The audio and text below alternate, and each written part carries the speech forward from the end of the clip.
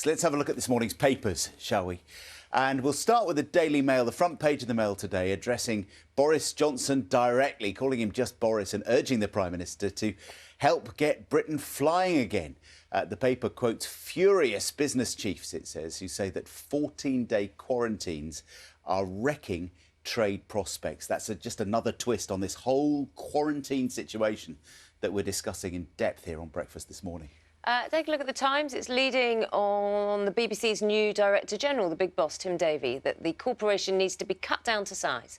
Mr Davie raised the prospect of a 20% cut in BBC output, including the closure of some channels if necessary.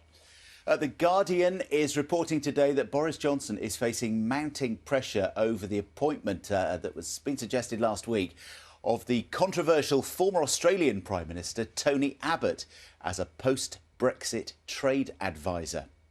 And Wales Online reports about the changes to quarantine rules that come into effect today, pointing out that the rule change signifies the first time Wales has diverged from the quarantine rules set out by the UK government in London. What have you found on the insides, John? There are a few things here on the inside. This is in the Express today. It's talking about a hair salon in Stroud in Gloucestershire who put an advert in the paper looking for a new employee. And what they specifically asked for was a happy stylist to work in their happy salon. And then apparently they got a phone call from the local job centres saying you can't ask for a happy stylist because that is discriminatory against people who are not happy. Cue confusion at the salon. The lady who runs it said, my husband and I have been trying to think of other words that we could use that could replace happy, because every word we come up with would seem to be discriminatory against certain other personality traits.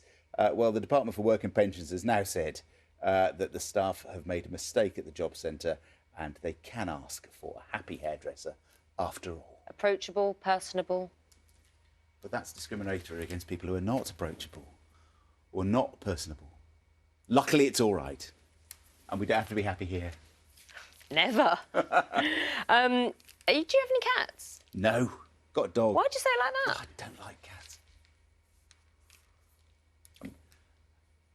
Although I am very open-minded about cats and prepared to consider cats as an option for the future. I have 3 cats. I know.